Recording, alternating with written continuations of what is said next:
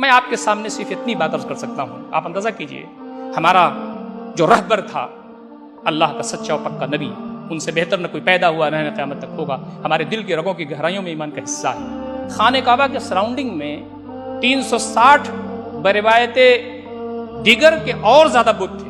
خانہ کعبہ کی دیوار سے پہلے بت رکھے تھے۔ نبی اکرم صلی اللہ علیہ وسلم جب سجدہ کرتے تھے تو پہلے بت سامنے آتے تھے، پھر خانہ کعبہ کی دیوار آتی تھی۔ آپ کہتے میں اللہ کا سچا پکا نبی ہوں، آخری نبی ہوں، حبیب خدا ہوں، جب تک یہ بت نہیں ہٹ جاتے میں سجدہ نہیں کر سکتا اس حرم مکی میں۔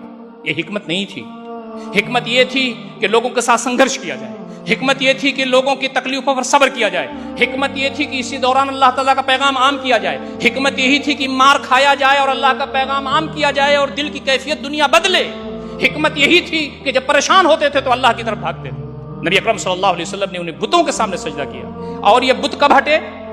نبی رحمت صلی اللہ علیہ وسلم کے اس دنیا سے تشریف لے جانے کے 2 سال پہلے 8 ہجری میں جب فتح مکہ ہوا تو وقت کا جو پیغمبر ہے وہ دور دیکھتا ہے، مومن اپنی فراست سے دیکھتا ہے کہ ہمارے بہت ساری چھوٹی چھوٹی چیزیں ہمارے درمیان موجود ہیں، ان میں الجھنے کے بجائے حکمت و دانائی کے ساتھ کام کو آگے بڑھانے کی کوشش کرنا چاہیے۔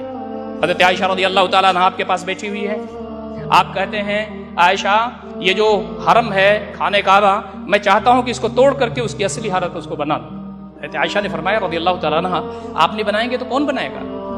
آپ دیکھیے حتیم آج بھی چھوٹا ہوا ہے، تو کہا آپ بنا دیجئے، انہوں نے کہا نہیں، میں اس لیے خانہ کعبہ کو توڑ کر کے اس کی اصلی حالت پر نہیں بنانا چاہتا کہ لوگ کہیں گے کہ کیسا پیغمبر ہے کہ خانہ کعبہ ہی ڈھا دیا، جدید العہد بالاسلام ہے یہ نئے نئے مسلمان ہوئے ہیں، ابھی یہ فتنے میں پڑ جائیں گے۔ وقت کا پیغمبر ایک اچھی اور سچی اور مناسب چیز کو اس لیے چھوڑتا ہے کہ حکمت کا تقاضا نہیں۔ آج ہم تمام کو سوجھ بوجھ کے ساتھ ہندوستان کے اندر کام کرنا چاہیے۔ حکمت کا تقاضا ہی ہے کہ غیر مسلموں کے ساتھ ہمارے روابط اچھے ہونے چاہیے۔ بہت سارے غیر مسلم اس دیش کے اندر اچھے ہیں، یہ 12% کے لوگ ہیں جو دانگ کر رہے ہیں، جو پریشانیوں میں سب کو لا رہے ہیں۔ 88% جو ہندو ہیں اس دیش کے وہ باہم ایک دوسرے کے ساتھ اچھے ماحول میں رہنا چاہتے ہیں، پیار و محبت کے ساتھ رہنا چاہتے ہیں، ہمیں ان کا سپورٹ حاصل کرنا چاہیے۔ الحمدللہ جو کچھ انسٹیٹیوشن پورے ملک میں ہو رہا ہے اس میں غیر مسلم بھائیوں کا سپورٹ حاصل ہے، دلتوں کا سپورٹ حاصل ہے، لیفٹ کے لوگوں کا سپورٹ حاصل ہے، دبے کچلے لوگوں کا سپورٹ حاصل ہے۔ ہمیں بڑے پیمانے پر ان کا سپورٹ حاصل کرنا چاہیے، اس لیے کہ ہماری ذمہ داری صرف مسلمانوں کو بچانا نہیں ہے بلکہ ہماری ذمہ داری اس ملک کو بھی بچانا ہے، اس ملک کے انسانوں کو بھی بچانا ہے، ان درندوں سے بچانا ہے، ان ظالموں سے بچانا ہے جن کے عزائم اچھے نہیں ہیں۔ تو آپ دیکھیں کہ نبی مکرم صلی اللہ علیہ وسلم جو سفر ہجرت 1 نمبر کا سفر تھا، عبادت کا سفر تھا، اللہ کو خوش کرنے کا سفر تھا، جیسے نماز روزہ عبادت ہے ایسے سفر ہجرت بھی عبادت تھی۔ لیکن نبی اکرم صلی اللہ علیہ وسلم کی نکیل پکڑ کر کے راستہ بتانے والا اور آپ کو مکہ سے مدینہ لے جانے والا مشرک تھا جس کا نام عبداللہ بن عریقیب تھا۔ یعنی ہم اپنے کاز کے لیے مشرکین سے مدد لے سکتے ہیں، نبی رحمت صلی اللہ علیہ وسلم نے مدد دی۔ بدر کے قیدیوں کو جہاں پیسہ دے کر کے چھوڑا وہاں یہ کہا کہ لکھنا پڑھنا سکھا دو۔ وہ لکھنا پڑھنا کیا قرآن و حدیث سکھانے والے تھے، اس کے لیے تو نبی اکرم صلی اللہ علیہ وسلم موجود تھے۔ مشرکین مکہ لکھنا پڑھنا سکھا دیں اس پر ہم چھوڑ دیں گے۔ نبی اکرم صلی اللہ علیہ وسلم نے جگہ جگہ اپنے کاز کے لیے غیروں سے بھی مدد دی، تو ہندوستان کے اندر اس کام کو آگے بڑھانے کی کوشش ہمیں کرنی ہے۔ آخری بات جو میں آپ کے سامنے اس خطبے میں کہہ سکتا ہوں یہ ساری چیزیں ہو رہی ہیں، ہوں گی۔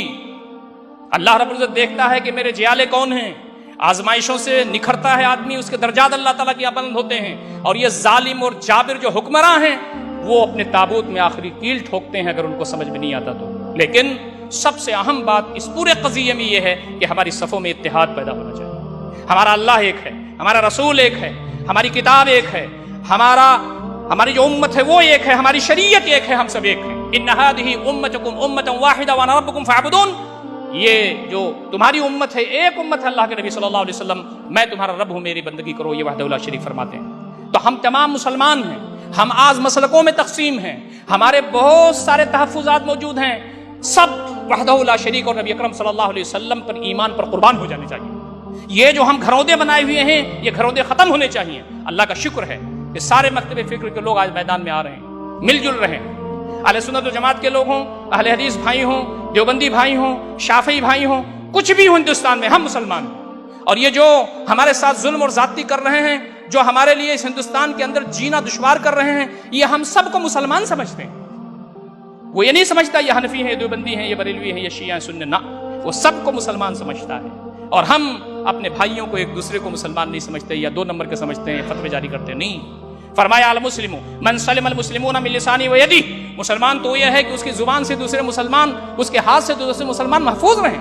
فرمایا سباب المؤمن فسوق وقتاله کفر، کسی مسلمان کو گالی دینا یہ ایمان سے ہٹی ہوئی چیز ہے۔ وَلَبِئْسَ الِاسْمُ الْفُسُوقُ بَعْدَ الْإِيمَانِ، ایمان کے ہٹ کر کے فسق میں نام پیدا کرنا کتنی غلط بات ہے۔ اور کسی سے جھگڑا کرنا مسلمان سے، اس کو گالی دینا، اس کے خلاف ہتھیار نکال لینا، فرمایا تو کفر ہے۔ تو ہماری مثال اس وقت بہت عظیم ہے۔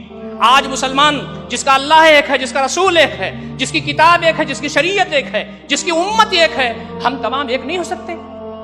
آج اگر ہم ایک نہیں ہوئے اور سب کا احترام نہیں کیا، امت کا کوئی بھی عالم ہے وہ وجہ احترام ہے، امت کا کوئی بزرگ ہے وہ ہمارے لیے قابل احترام ہے، امت کا کوئی بھی ادارہ ہے وہ ہمارے لیے قابل احترام ہے، امت کی مائیں، امت کی بہنیں، ہمارے لیے ان کی عزت و آبرو اس لائق ہے کہ اس کا دفاع کیا جائے۔ یہ ہم تمام کلمے کی بنیاد پر ایک ہیں، اور ہم تمام کو کوئی شخص، کوئی دنیا کا کوئی آدمی اس بنیاد پر نہ ٹکڑے ٹکڑے کرے کہ یہ تو مسلمان نمبر 1 کے ہیں، یہ مسلمان نمبر 2 کے ہیں۔ اس لیے ہماری ذمہ داری یہ بنتی ہے کہ ہم تمام اپنی صفوں میں اتحاد پیدا کرتے ہوئے آگے بڑھیں اور مسلک سے اوپر اٹھ کر کے کام کریں۔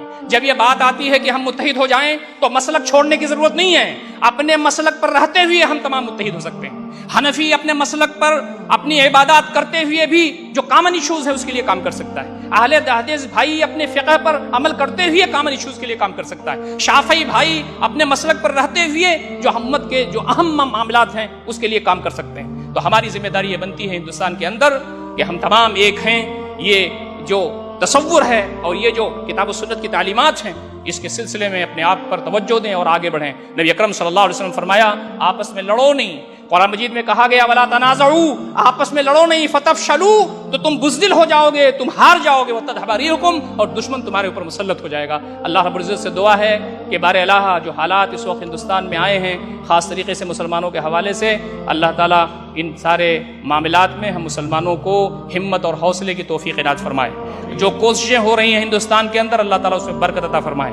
ہم تمام جو ہندوستان کے اندر جمے ہوئے ہیں، ڈٹے ہوئے ہیں، اللہ تعالیٰ ہمارے اندر حوصلہ دے، ہم تمام کی صلاحیتیں بڑھائے، اور وہ وقت آئے کہ یہ قانون واپس ہو جائے اور اس زمین پر سکھ اور چین کے ساتھ زندگی گزارنے کو موقع فراہم ہو جس میں اللہ رب العزت کی دین کی باتیں آگے بڑھیں اور اللہ تعالیٰ کا دین اس کائنات میں اور اس ہندوستان میں آگے آئے اور یہاں پر اللہ کا دین اور اس کا پرچم لہرائے۔ اللہ تعالیٰ ہم تمام کو اس کی توفیق عنایت فرمائے۔